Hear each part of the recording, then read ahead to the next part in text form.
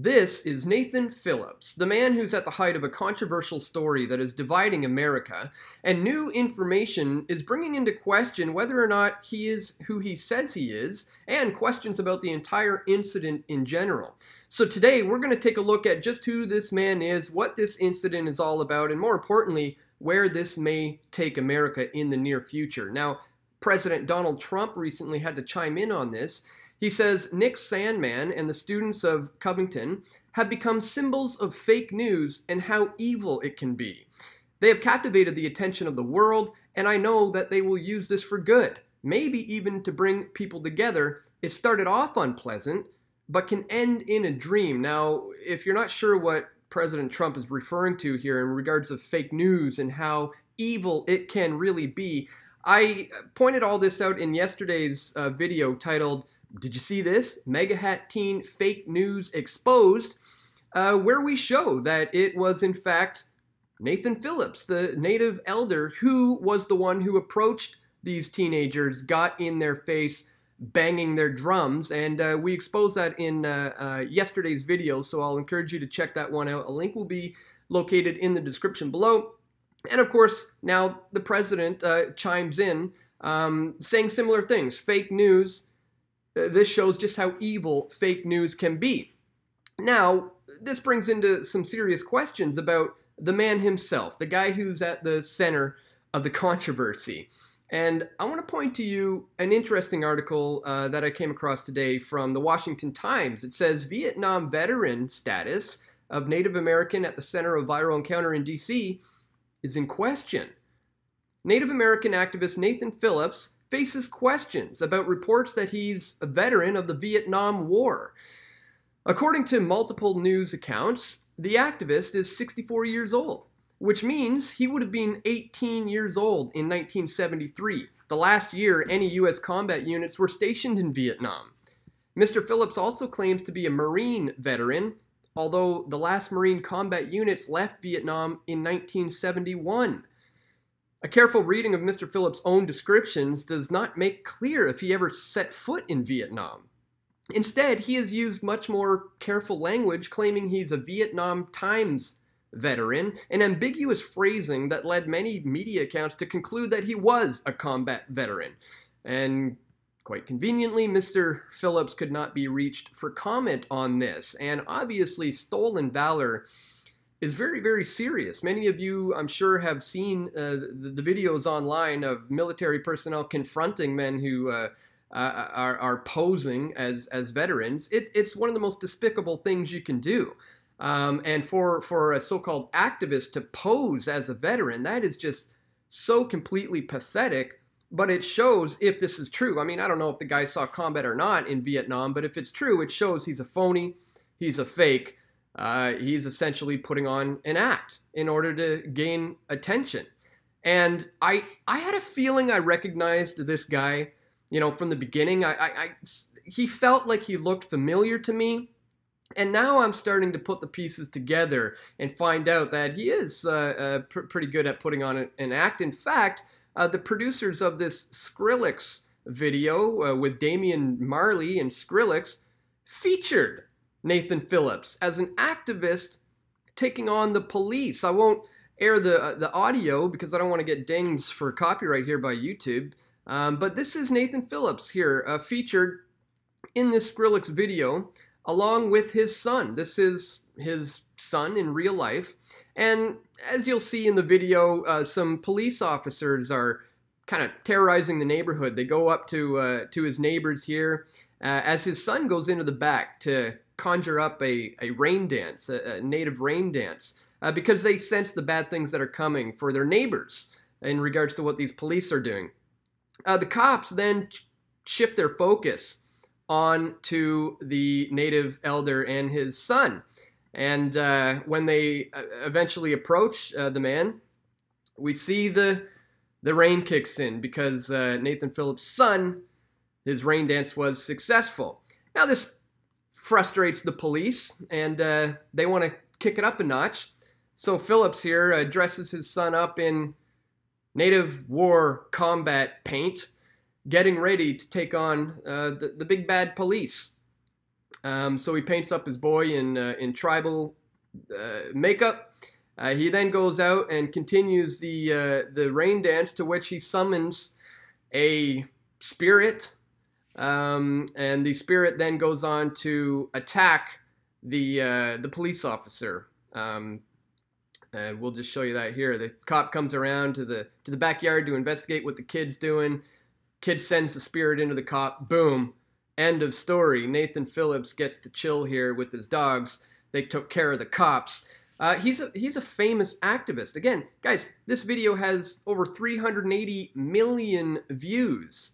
This man is known for being an actor. I mean, he's in this famous video being portrayed as an activist. Now, Zero Hedge pointed out that he is not new to these controversies. In fact, in 2015, Phillips claimed that he was bombarded by racial slurs by students at Eastern Michigan University. And he goes on this whole account here. He has a story. He says he was out for a walk on Sunday in mid-April when he walked by a home where he saw Eastern Michigan University students dressed as Native Americans. They had feathers on, and I was just going to walk by, he said. But a group of them said to come over. He says he walked over to the fence, saw roughly 30 to 40 students in a theme party. They had their faces painted. I said, what the heck's going on here? And the kids said, they're honoring you. I said, no, you're not honoring me. Long story short, it turns into a dispute. He tries to claim that the kids are being racist. He files a police report. Fox News investigated the matter. Of course, nothing really came of this, but he's playing the racist card. And why is he doing this? This is a known activist who's pulled these things before. Well, surprise, surprise, wouldn't you know, he's got the GoFundMe, PayPal, I should say, account already set up to take donations for this incident, and that seems to be his modus operandi. The Native Alliance appears to be a standalone entity. However, as Big League Politics' Patrick Howley points out, the larger, well-funded Native Leadership Alliance, which told us that it is not associated with Phillips, is currently promoting Phillips's fundraising campaign stemming from the incident with the Catholic teens. The Native Youth Leaders Alliance is a nonprofit organization that's funded by the same far-left power players who are often involved in bankrolling leftist causes. The organization's funding partners include Bill and Melinda Gates Foundation, the Rockefeller Brothers Fund, and the Social Justice Fund Northwest. So, the man is trying to raise money out of this incident, despite the fact that the incident has caused a young teenage boy to be completely doxxed and harassed, and there are in fact death threats against his life. In fact, today, folks, his school had to close down because of threats that are coming in. This just out, Covington Catholic School closes today, first school day after DC incident. Covington Catholic High School is closed Tuesday over security concerns. According to school officials, after meeting with local authorities, we've made the decision to cancel school to be closed on Tuesday, January 22nd, in order to ensure the safety of our students, our faculty, and our staff. The students held a vigil there this morning. It says a vigil for peace against racism brought together 20 to 30 people at a random Catholic at a Roman Catholic diocese of Covington. Most called for better education about Indigenous peoples in school. And, the vigil brought on some supporters and some people who were essentially protesting it. They said people were driving around in their vehicles with signs like fake news, enemy of the people, written on it as they honked their horns, in solidarity. Other vehicles with anti-Trump slogans also made the circuits around the streets of the vigil. So essentially, they eventually called the school day off out of threats. Breaking news, BLN News here reported that 2 police cars are now stationed outside the Catholic school, patrolling the area due to extreme threats made against the school and staff. Protests have been planned for tomorrow. All students expected to stay at home. So that's going on now. And this is all because the media got this story wrong. They jumped on it, and now people are doxing this kid. Here, it's a little fuzzy to see, but I'll include a link in the description. These are all the blue checkmark Twitter accounts that have been doxing this kid, literally calling for the kid's death. Now, he spoke out about this. MAGA hat teen speaks out amid death threats, denounces outright lies about the tribal elder stare down. And here's the statement that Nick Sandman put out. He says, when his group arrived at the Lincoln Memorial, he heard 4 African-American protesters who were hurling derogatory insults at our school group, including racists, bigots, white crackers, faggots, and incest kids. They also taunted an African-American student from my school by telling him that we would harvest his organs, Sandman wrote, adding, I have no idea what that insult means, but it was startling to hear. The teen added that he obtained a teacher's permission to lead the group of students in the school spirit chant to counter the hateful things that were being shouted at our group, after which the Native American protesters approached. I never interacted with this protester. I did not speak to him. I did not make any hand gestures or any aggressive moves. To be honest, I was startled and confused as to why he had approached me. We had already been yelled at by another group of protesters, and when the second group approached, I was worried that the situation was going to get out of control, where adults were attempting to provoke teenagers, says Sandman. I believed that by remaining motionless and calm, I was helping defuse the situation, he said.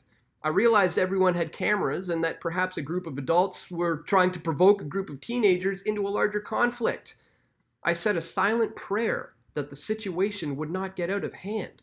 Guys, he was sitting there, calmly just smiling to try to defuse the situation. In fact, look at this footage, which shows as he's sitting here, face to face with the man, he motions to this kid. He says, hey, guys, calm down, don't yell so much, you know. He motions to them, to his fellow students here, to keep it down a little bit, let this guy do his thing, let him bang his drum. He's the one being passive, he's the one being calm, and yet the crowd is the one who attacked him. Now, I've experienced this myself. You may remember this video from last year. Crowd attacked us, PFT Live. When I was live, there was an anti-racist rally, and a Native lady was on the stage speaking.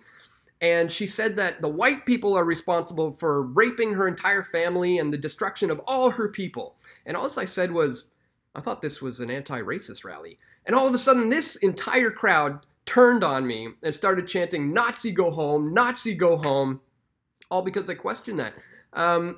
I've seen this before, and honestly, what we're dealing with here is a professional activist who knows exactly what he's doing to try to stir up controversy, not only for, you know, reasons of becoming famous that he wants to be, but also for making money. Now, there's also information that puts the entire incident into question in regards to the Twitter account that allegedly broke the story.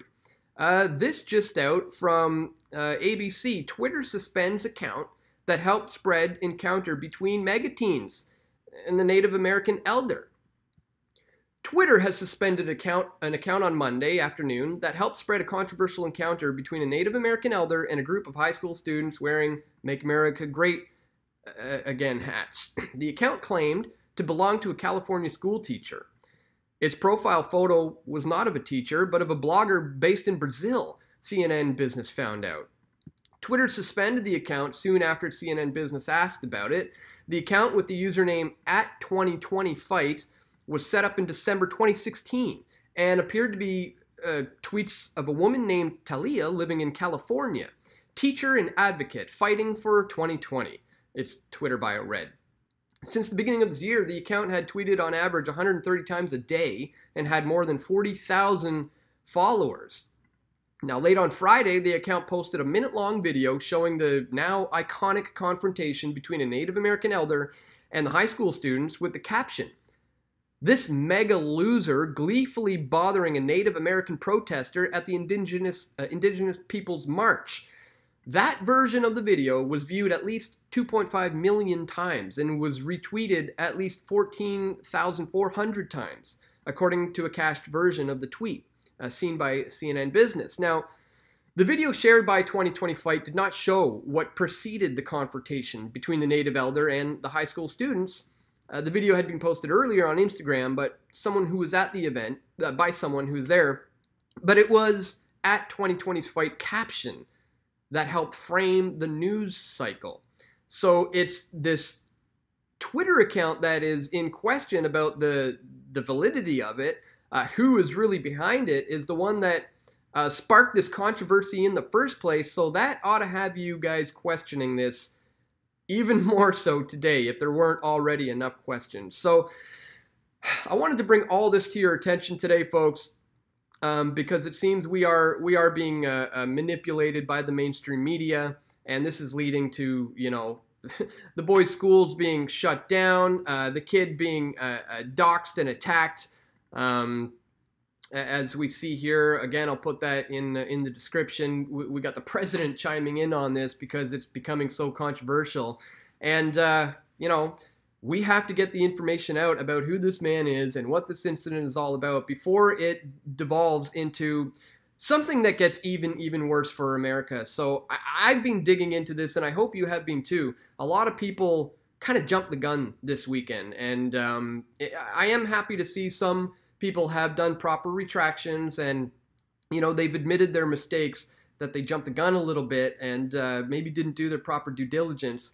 But that just shows the importance of doing that, folks, before you share information online. Again, it's incredibly important moving forward. And that's what I do here at Press for Truth. I do my due diligence, and I try to bring about this information to try to cut through the propaganda and the spin that the MSM is constantly pumping down our throats. So I want to let you know we are fully independent. If you do appreciate my efforts here to counter the spin, to counter the propaganda, I would ask that you check us out at pressfortruth.ca/donate. This is where you can contribute.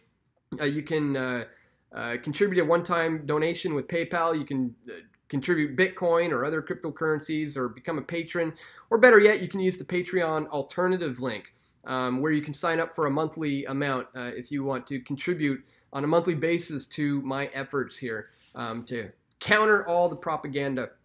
So if you are interested in making a contribution, please check the links on the screen or in the description below, so you can help us counter the spin, guys, counter the propaganda.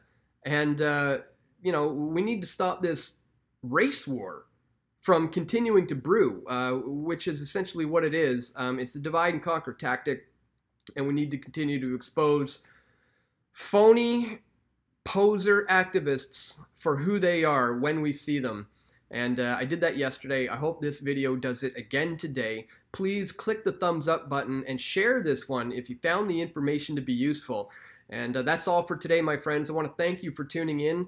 Stay tuned. We're going to have more video reports coming soon. This is Dan Dix reporting for Press for Truth. We all want truth.